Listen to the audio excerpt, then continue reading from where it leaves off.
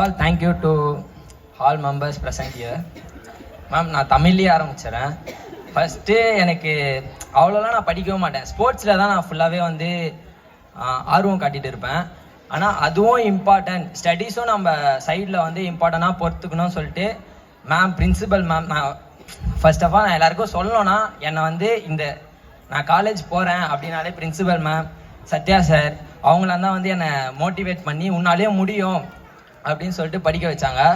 அதே மாதிரி நான் படித்து 12th சொன்னால் நம்ப மாட்டீங்க, 12th வந்து ரேங்க் ஃபர்ஸ்ட் எடுத்தேன்.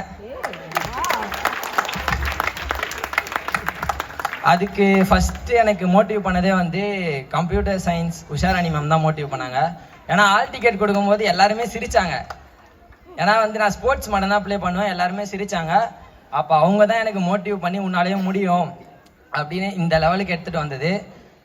அதே மாதிரி ஃப்ரீ எஜுகேஷன் அப்படின்னு சொல்லிட்டு யாருமே இதை லோவாக இது பண்ணாமல் எல்லாருக்குமே வந்து சேரணும்னு கேப்டன் சார் தான் வந்து இப்போ வரைக்குமே எனக்கு அந்த தாட் தான் இருக்குது. ஏன்னா எங்கே போனாலுமே ஒரு சின்ன சின்ன புக்கு வாங்கினாலுமே இன்னும் எங்கள் காலேஜில் ஒரு ஃபீஸ் கேட்குறாங்க.